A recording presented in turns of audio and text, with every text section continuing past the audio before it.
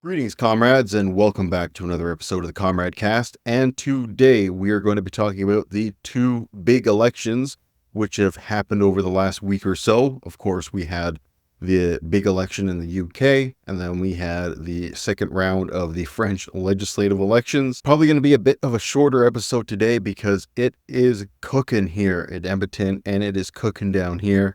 And if things continue to go on for too long, I'm going to start to be sweating bullets. So first, we have, of course, what happened in the UK, though everyone expected this to happen. So it was one of those elections where what everybody thought was going to happen ended up actually happening. However, there are some pretty interesting things. We're going to go into the numbers. There's a couple things I want to point out to you guys. And overall, it'll be interesting to see where the future of UK politics goes after this election, and we'll speculate a little bit on that. And then there was the very unexpected and quite awesome French election where the far right managed to snatch defeat out of the jaws of victory, and the left-leaning coalition, and we're going to go over that coalition because it's got some real based people in it. But anyway, the left-leaning coalition was able to come out on top, exceeding everybody's expectations and putting the far right down into third place. And then depending on the temperature in the studio, I do want to talk a little bit about the aftermath of Joe Biden's debate and the push to see if he's going to drop out or not. Right now, it seems like the dam might be holding, but there's been some pretty serious damage done. So we'll go over some of that aftermath, time permitted. But without further ado, let us jump into the UK election results. Because again, although the ultimate result of the election was what everybody thought was going to happen, ended up happening, again, there's some pretty fascinating little tidbits here. Of course, this is from the BBC. This is well in turn after all of the votes have been counted, all of the seats have been declared, everything has been decided, with Labour almost getting a historic victory. This was not quite the historic victories that Tony Blair was able to receive in the late 90s and early 2000s. However, it was pretty dang close. This was, however, the most disastrous result for the Tories, or the Conservative Party, of all time. To quote great British politician Count Binface, this was an electoral asteroid that hit the Tory party of the likes which only the dinosaurs have seen before. So really, I felt like this election was a feast for crows over the Tory corpse, with everybody grabbing at least a little slice of the pie. But one of the biggest winners out of that corpse feast was the Liberal Democrats receiving a historically high seat count. And their story is quite astonishing because when we dive into the numbers, we're going to talk about how their vote share barely increased, yet they got more than 5 times the amount of M than they did in the last election. They made off like absolute bandits on election night. And then behind them was the complete destruction of the Scottish National Party. This, of course, is the Scottish Party, which favors Scottish independence and local Scottish issues. And, within the broader UK Parliament, they just got absolutely obliterated on election night. It's putting the future of their party up into serious question. And, of course, the future of Scottish independence is certainly up into question, and it seems like it's going to be shelved for the near future. And then, of course, you have the smattering of other parties. Let's go down here. We'll go into the map here in a little bit, but let's look at some of the other parties which have managed to eke out substantial victories. Sinn Féin, these guys, easiest job on planet Earth being a Sinn Féin MP, because these guys don't take their seats out of protest. So you get elected and then you just never go to Parliament and you still get paid, and must be a pretty cushy gig. However, Sinn Féin MPs are quite active in their local constituency. So it's not like they sit around doing nothing. They're pretty involved in local politics. But that being said, I think it's pretty funny. We had a smattering of independent MPs elected, and some of them are very interesting that we're going to talk about as we go forward. And the Reform UK Party, one of the biggest simultaneous winners and losers of last night, managing to snag a definitely historic best for a far-right party like the Reform Party within the UK. However, they only ended up with 5 seats, and their vote by and large was incredibly inefficient over the United Kingdom. Yet, despite the large numbers of votes, this inefficiency really brought them down. In the UK, particularly, it very much so favors parties which have had multiple elections to base their data off of. For example, if we go up here, we see that Reform UK got 4,117,000 votes in comparison to the Liberal Democrats, who got 3,519,000 votes. Reform UK got about 600,000 more votes than the Liberal Democrats. The Liberal Democrats end up with 72 seats versus the Reform UK's 5 seats. How does something like that happen? Well, this is the bizarre nature of the first past the post system.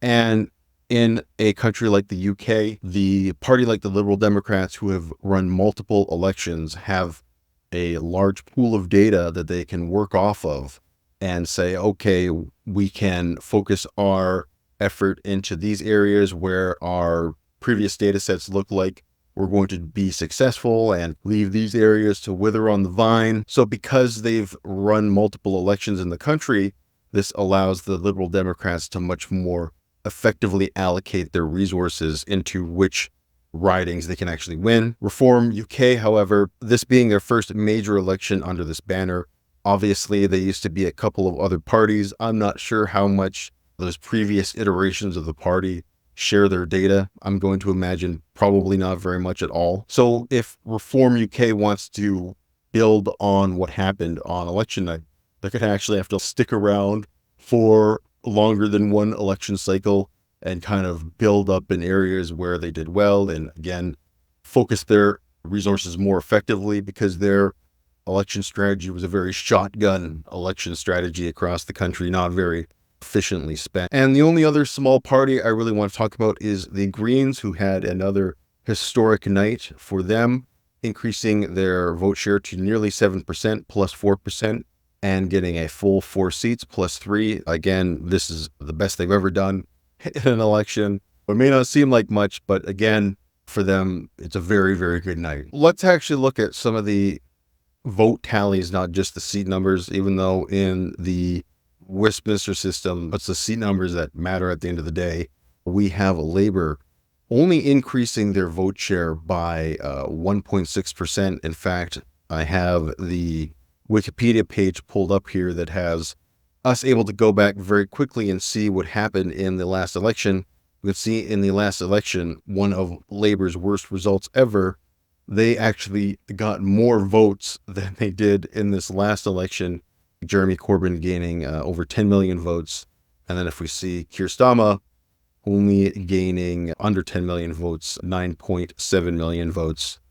So yeah, again, it's one of those interesting things about the first past the post system that can allow a party who one election cycle ago had its worst defeat in a lifetime to having one of its best results in a lifetime, with only gaining a little bit more of the overall fraction of the vote and actually losing raw vote numbers. But again, it's the Conservatives that really took the brunt of that loss, down a full 20 points. And that's another thing to notice about this election in particular. You can see that only 60% turnout. This is very low for the UK, one of the lowest turnout results ever, and 7.4%, a full 7.4% less than the last. And of course, in terms of ratios, the Liberal Democrats just doing spectacularly well, only gaining 0.5% more of the vote. What was their raw vote tally in 2019? Yeah, again, in terms of raw votes, Liberal Democrats actually did worse, slightly worse, about 100,000 less votes than in 2019. Yet they end up with 64 more MPs. So it was a weird night. So one of the things that does illustrate that is a lot of people do talk about the Tory Reform split. And we can see, especially in the north of England, right? The north of England, this is considered to be very fertile Labour territory. It's called the Red Wall. And one of the most remarkable things about the 2019 election was the red wall fell to the Conservatives for the first time in livable memory. This time it has returned to Labour. But one of the things when I was looking through the results here, all right, so now we're on the Guardian map because they let me just click on the writing without actually having to bring everything up and go into another window. But when I was looking over the results over here in the red wall, we can see that, yeah, Labour is definitely back in charge, but we see Reform consistently getting second place in a lot of these ridings. And that to me was one of the most interesting aspects of this, is that yes, Labour has returned in the red wall. However, in the gap left by the Conservative retreat, the Reform Party has moved into that area very comfortably. And what I see happening in the future over time is that if Reform sticks around, they will become the opposition party in the northern parts of England, those more working class parts of England, overtaking the Conservatives. So it will be a race between Labour and Reform rather than Labour and Conservative moving into the future, because, again, this area just recently went for the Conservatives and they got pretty badly burned by it. But Reform appeals to certain issues which appeal to that kind of working class voter in the north, much more than the Conservatives do. But moving into the kind of conservative areas in the South, Reform not doing quite as well. In fact, it's usually the Liberal Democrats versus the Conservatives, or in some cases, Labour, in a lot of these Southern ridings. But that is where the Conservatives really held strong, and this election was their Southern fortress. These kind of Southern, more wealthier areas of England still very much went for the Conservative Party. And in the cases that they didn't, this was the area that the Liberal Democrats made the most amount of gains. They made a ton of gains in Southern England. It was very fertile ground for them. And if you're looking at these results as I'm looking through them here, you can see that very much the Liberal Democrats benefited from that con-reform split. You have in this riding right here, Glastonbury. You have in this riding right here, Liberal Democrats still doing pretty well. 43% of the vote, Conservatives 29%, Reform 16%. So if you add the two, you would get more votes for the Conservatives. However, I think it's a mistake to combine the Conservative and Reform votes together. I think there's more differences in these classes of voters than people think, even though they're both nominally on the right. And we actually had a little bit of a study here that shows the second choices, more rather, for the Reform voters in the UK. And you can see that the Conservatives, yes, are the top second choice for Reform voters, but they only make up about a third, just over a third second choice for the Reform voters. Labour in second place with a full 16%, which to me tells me that I think Reform actually took a little bit more votes away from Labour than people actually realize, particularly again in those northern areas, because I feel like if Reform were to melt away, a lot of those voters wouldn't necessarily just go back to the Conservatives.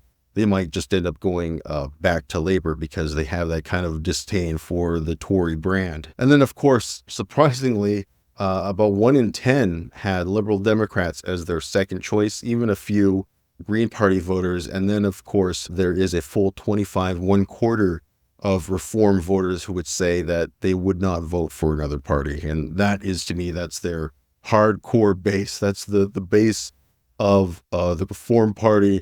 The people that under no circumstances are going to vote for another party. If they didn't exist, they just stay home. I've seen a lot of people be like, oh, Britain's moving right, because if you actually just add the Conservative and the Reform vote together, then you get more right-wing people. And not only is that not true, because if you add all of the left-wing parties in the UK together, they're still going to outnumber the right-wing parties. But again, this notion that Reform voters are just the same as Tory voters, I really don't think is 100% true. I think it's misguided. So with that, I want to look at some of the more interesting aspects and interesting races here within England and Wales and Scotland, of course, within the United Kingdom. So one of the things right here, we can move into Birmingham. We saw independent, sorry, I'm going to probably butcher the poor guy's name, Ayub Khan. And Khan is an independent who is a very pro-Palestinian candidate. And he was able to take a seat away from Labor, who have been known to be very pro-Israel, have a very pro-Israel stance in foreign policy. And the UK has a pretty high proportion of Muslims living in certain cities, predominantly Birmingham and London. And needless to say, Labor's stance on Palestine wasn't exactly their favorite. So we saw a lot of discipline out of the Muslim vote on election night, turning away from Labor, and in many cases voting for independent candidates who reflected a more pro-Palestinian stance. Here's another one where another independent candidate came in second place, came fairly close to getting yet another seat away from Labor. So this was definitely an anvil around Labor's neck on election night, with a lot of Islamic voters and voters from Muslim backgrounds deciding to either not vote for the Labor Party or in some cases voting for an independent candidate.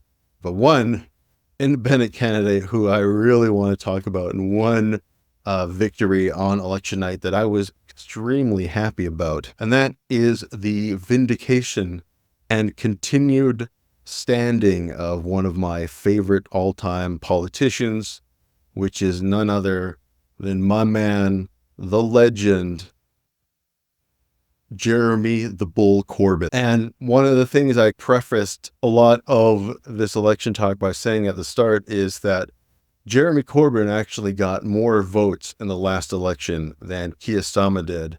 And he actually got more votes in his own constituency than Keir Starmer did, and won by a bigger ratio than Keir Starmer won in his own riding. So yeah, just to show you that I'm not shitting you, they actually are neighbors in terms of their ridings. They're right beside each other. Keir Starmer gaining 18,000 votes, winning with 49%, and Jeremy Corbyn winning with 49%, but not 0.3 percentage points higher and considerably more votes, 24,000 votes, in comparison to Kia's just under 19,000. So obviously I'm not happy with the way Kier has treated Jeremy since the end of his tenure as Labour leader by basically knifing him in the back, kicking him out of the party. Some people are surprised by the admiration I show for a guy like Corbyn, particularly because, and I 100% acknowledge this, that his foreign policy is the worst. It's atrocious. It's one of the major reasons he's not prime minister today. But if you are able to put aside his atrocious foreign policy, his domestic policy is the best. It's incredible. It's everything that a guy like me could want and dream. And not only that, when it comes to people who are socialists, and particularly leaders who are socialists, the guy is the real deal, right? He's a real man of the people. Everybody knows him, or a lot of people know him within his own riding. He does a lot of local work. And not only that, when he was leader of the Labour Party, he led a pretty austere life, right? Didn't really take drivers. You would see him riding on the trains, same as everybody else. And he'd be surrounded by all these files and doing his paperwork and whatnot. Yeah, I'm really happy to see that he maintained his seat in the House of Commons. And it was a nice kind of fuck you to the Labour Party. You can even see that Kier lost a huge amount of his majority, negative 17%. I hope that there will be some sort of reconciliation within the party, and maybe Jeremy will come back to being a Labour. Who knows? I probably think that there might be too much bad blood, but we shall see. And one of my favorite results here, we have, of course, Rishi Sunak riding in Richmond, and we have the glorious Count Binface with 300 votes. Unfortunately, Independence Day is still a little bit away from his comrades, but I believe that within our lifetime it shall come. So if you guys don't know who Count Binface is, just a real quick side note, and this is one thing, again, I love the British people for, and British politics, is for their sense of humor and their political satire. It is absolutely unmatched by any other country. So Count Binface, he's a parody candidate, and he runs in every London mayoral election he can. And every time there's a general election, he always goes to wherever the prime minister is, whoever the prime minister is, and run in their riding against them. And one of the main reasons why they do this and why many other parody candidates do this is because in UK politics, when all of the votes are being counted, they have all of the candidates stand up on stage and then they announce the winner. And this guy, he wants to get as close to the prime minister as he possibly can, which of course leads to, I believe this was the 2019 election where he ran against Boris Johnson. This, of course, leads to wonderful pictures like this, where Boris Johnson stands as the winner. And then for some reason, there's a guy with a garbage bin on his head standing in the background. Or even better, a guy with a garbage bin on his head and a guy in an Elmo suit standing next to Boris Johnson as he is being declared the winner. So we actually have, before we move on here, I did just want to point out there was a couple more instances of independent pro-Palestine candidates beating out Labour candidates. Here we have one from Blackburn, and we have another one in Drewsbury. But I think that's about all in terms of the really interesting seats. This Reform one here, this, if I'm not mistaken, was a Conservative MP who turned to the Reform Party. I think that was their first election win. Not too much to talk about Wales. Wales was a total rout for the Conservatives. They lost every single MP in Wales. And you have a minor resurgence of the Plaid Cymru Party. These are Plaid Cymru being a Welsh independence party. They also had a very good night last night. And then lastly, we'll talk about Northern Ireland. Actually, no, we'll go over Scotland too. Scotland saw a return to Labour dominance. This has been another area of the country that Labour has traditionally done well in, is Scotland, until the SNP was able to eat their lunch. But now that the SNP has collapsed, it seems like Labour has moved back into that territory. And then in Northern Ireland, we have a major fracturing of the unionist parties.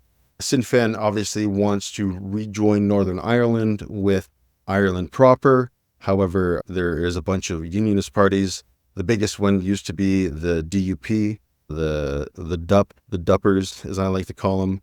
But they suffered a pretty mighty blow in election night, losing a lot of seats to other smaller parties like the Alliance and other smaller pro-union parties that kind of ate their lunch on election night. If you're a unionist in Northern Ireland, things aren't looking that great for you right now. There is a lot of division in the unionist part of the country, in the unionist-leaning population. So that's one thing to definitely keep an eye on moving into the future. And lastly, before we move on to the French election, I want to talk about moving into the general future, what this election holds for the future of the UK. One thing I do think that Labour needs to realize is that their majority is not as rock solid as it might look. Again, they underperformed the polls pretty substantially. And if the Conservatives and Reform were able to come to some sort of agreement, I don't think that, again, it would be enough to automatically overtake where Labour is right now, but you're talking about a much more competitive election. The one big story, and I think good story overall from this election, is this was probably the election where everybody voted their conscience, right? Everybody knew what was going to happen, or they had an idea what was going to happen. People just voted whatever they wanted to anyway. They're like, well, Labour's probably going to win no matter what, so if I'm going to vote, I'm just going to vote for my conscience, right? Whereas most times you have the two big parties playing off each other. That was one of the things, another reason why I think Jeremy Corbyn is not prime minister. He's a very polarizing man, unlike Keir Starmer, who is the world's most bland and uninteresting man. But a lot of people, you can play off a guy like Corbyn, who really does generate a lot of energy for the base, but he also generates a lot of antagonism, right? Boris Johnson can be like, oh, we got to stop the socialist communists from moving in, and they can gin up support like that. Didn't have anything like that in this election. The two big parties couldn't really play off of each other. So it allowed people to vote whoever they wanted to without a guilty conscience. And I think this is probably, in terms of how people actually felt in an election. This is probably about as representative of the English population as we could be.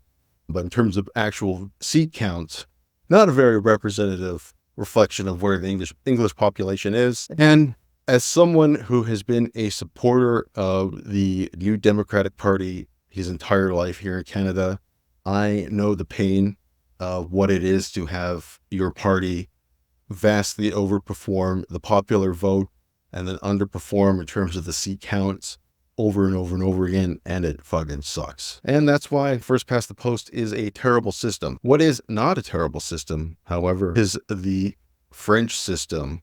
So we are going to move into the French legislative elections. Let's move down here to the final results. So when we checked in on the last episode, things were looking pretty grim. And the reason was because after the first round, it looked like the National Rally was going to come away with, if not a majority outright, at least the most seats in the legislature. However, that's not what ended up happening at all. The New Popular Front and Ensemble actually got their shit together. They were actually able to strike an alliance. And on election day, a lot of the either centrist candidates or left-leaning candidates pulled out of the various three-party races in order to give the more left-leaning candidate a better shot at beating the rally candidate. So as we talked about in the last episode, this election was a historic result for France because it had 331 runoff elections. Generally speaking, there are a lot less runoff elections in the second round. As we can see here in 2022, there was only 8. And the most before this being in 1997, where there was 105. So 3 times less than there was in this last election. So it was a mess. It was a total mess. And it explains a lot of the reason why the second round results are so different from what the first round yielded. So what happened when all was said and done, when all the votes were counted and all the results had been shaken out? We have the New Popular Front. This is the left-leaning coalition. It managed to garner a full 180 seats, making them the strongest coalition in the legislature. Right after that, the centrists managed to actually surprisingly not get completely destroyed and managed to finish in a strong second with 59 seats. And then the the National Rally ends up collapsing into third place with 142 seats, though this is obviously still quite a large number of seats. This is a historic best for them. It is not at all what they probably expected that they were going to get, and what a lot of onlookers, including myself, was expecting them to get. So it was a really great day, really great election, especially after there have been some pretty nasty ones. And it just really goes to show you that once left-leaning parties, if they get their act together, they put out policies which are actually attractive to people, and they have strong, coherent leadership that can actually make a case against the far right, they are still incredibly electorally successful. And this shows the one key political weakness of the far right, which is that everybody hates their guts. Well, to be a little bit more fair, they don't play well with others. Very few political parties are willing to work with the far right. And when it comes to a time that it looks like they might gain power, a lot of parties will actually put aside their differences and coalesce just to prevent them from getting power. And this is one of the things that I have been noticing consistently, I think caps far-right parties from gaining outright majorities, because with their ideology, you can never really get a unified election base. There's always going to have to be some sort of other or foil or what have you that you can scapegoat against. And this naturally gives you a ceiling to your support. And we see a lot of these right-wing and far right-wing parties stall out at that 35 to 40% mark consistently, time and time again. And I've been reading a lot of the right-wing cope over this result. They're like, this is still the best result they've ever had. There's still a very strong coalition and party. Imagine where they're going to be in 4 years from now. And this is the thing, right? They've been saying that kind of talk for at least a decade about these far right parties. I've always been hearing this is like, well, imagine where they're going to be 5 years from now. Turns out they're at about the same spot because they've reached their natural ceiling of voter support. And it's probably not going to get much above that 35 to 40% mark. So I just want to spend a little bit of time going over the new popular front and who makes up this coalition. Right now, there is no leader. They have collective leadership. So even though they have collective leadership, the guy you end up seeing a lot is Mélenchon. He is the leader of, I'm not even going to try and pronounce this. It stands for France Unbowed. They are a democratic socialist party. They are by and large the drivers of the new popular front. After them, you have the Rump Socialist Party. This used to be one of the most powerful forces in French politics before basically they blew up their own political chances after continual scandals, mismanagement, and shooting themselves in the foot. They basically lost all of their political cachet in a very short period of time. And now they're nowhere near the force they used to be, but they're within the new popular front. Then, of course, we have the Green parties. And last, of course, we have the French Communist Party. The literal communists are part of the new popular front. And that is the thing, right? Even the far left is able to play with others better than the far right. And the reason for this is because at its core, left-wing ideology is a collaborative ideology. It's an ideology about bringing people together and trying to find better ways of building a society that we have now. And in some ways that can be a weakness, right? Because every different version of leftism has a different idea of what they want to see change and how they want to see society go into the future. But the fact that they all want to work towards that better future gives them an inherent reason to work together, especially when they are faced with something that they view as an existential threat. Ultimately, what ended up happening for Macron is that in his effort not to get cucked by the fascists, he instead gets cucked by the communists, and I couldn't be happier. Or I guess I could have been happier if the new popular front won an outright majority, but that was never in my wildest conceivable dreams. So I want to end off the show here by talking a little bit about Joe Biden, who has managed to somehow maintain his momentum in the race. And right now there's a lot of debate if he's going to stay, if he's going to go. I maintain my position 100%. The guy has to go. I really don't think he defeat Trump at this point. And a lot of Democratic senators and congresspeople are acting very weak, right? They are waiting for some kind of definitive absolute moment where Biden can no longer tenably stay in the race before they try and come out publicly and declare for him to withdraw from the race. But at that point, it's like a little bit too late, right? You haven't really done what you need to do because you need to be calling for his resignation now. Because, yeah, if you leave him where he is, the party is just headed for disaster right now. And this is the thing that I think is going to eventually force him out. I think people are, in the background at least, discussing, are we going to have to drag him out, like kicking and screaming? Is this what we're going to have to do? Is it going to be ugly, or is it going to be quick and easy type of thing? And right now, Joe Biden looks like he wants to make it as ugly as possible. And in response, a lot of large Democratic donors are basically saying, until this guy is gone, I'm not giving you any more money. I'm not flushing any more money down the toilet. And this is probably going to be the kind of stuff that actually forces him out, not actual popular pressure from the base, from the grassroots. It's going to be the fucking mega donors, because they're the ones that fucking call the shots. But at least if you want Biden gone, this is probably one of the best signs. It was the donors, it was the elites, it was the lobbyists that put Joe Biden in the position that he is now, put him in the seat of the White House, and they are the people who could take it away from him. And it seems like that's what they're actively trying to do. I genuinely don't know how the guy can continue his campaign, because every single time he's going to do any kind of interview or public event, the first question is going to be, don't you think you're too old to do this? how can you prove to us that you're not too old to do this, or some variation of that? And what's going to happen is either he's going to flip out at getting continually pestered by this question, or he's going to just say, I'm not doing any more interviews. I'm not doing anything like that.